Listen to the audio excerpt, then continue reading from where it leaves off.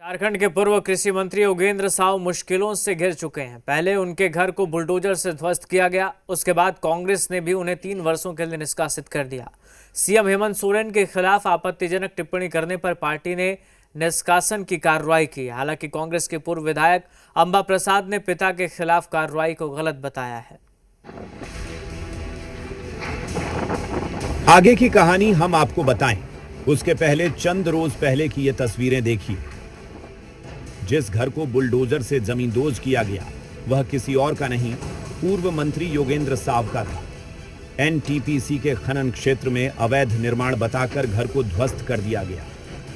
घर को ध्वस्त करने की कार्रवाई के दूसरे ही दिन योगेंद्र साव को उनकी पार्टी कांग्रेस ने 3 वर्षों के लिए निष्कासित भी कर दिया। सीएम हेमंत सोरेन के खिलाफ आपत्तिजनक टिप्पणी के मामले में यह कार्रवाई की गई।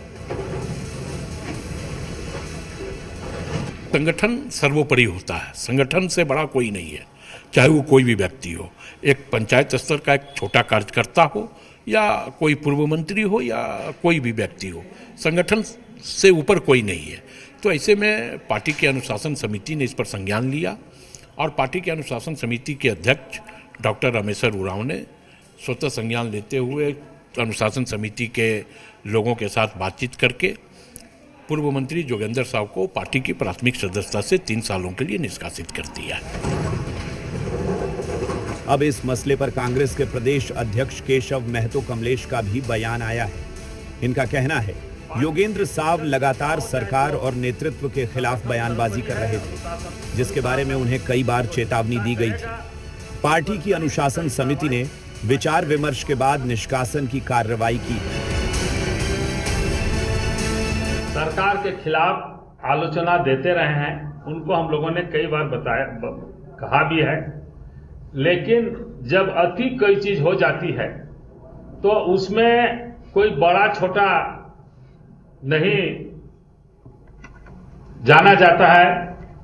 जो भी जिस तरह के व्यक्ति हों उस पर संगठन और अनुशासन समिति कड़ा कार्रवाई करती है। उधर कांग्रेस की पूर्व विधायक अंबा प्रसाद ने अपने पिता योगेंद्र साव के खिलाफ पार्टी की कार्रवाई को गलत ठहराया है।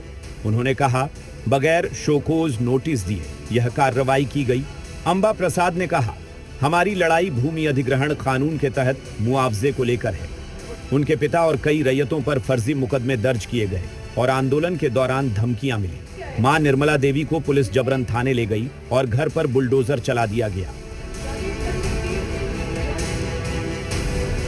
बोलते हैं कि लोकप्रिय मुख्यमंत्री जी के बारे में टिप्पणी कर दिए, मतलब इनको और कुछ नहीं दिख रहा है कि हमारे साथ अन्याय हो रहा है इतना समय से, और किस तरह से मेरी मां पूर्व विधायक निर्मला देवी जी को नंगे पांव और नाइटी में फोन छीन करके उनको थाना भेज दिया गया और पूरे उसी तरह से सामान के ऊपर बुलडोजर चला दिया गया। नाश्ता तक नहीं करने दिया गया। 11-12 बजे वो नाश्ता बना के नाश्ता करने ही जा रही थी, उसी समय ये सारा प्रकरण किया गया।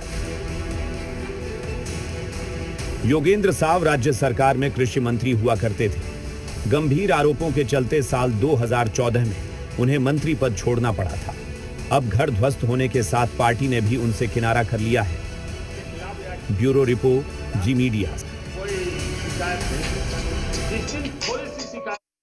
असम में होने वाले विधानसभा चुनाव में झारखंड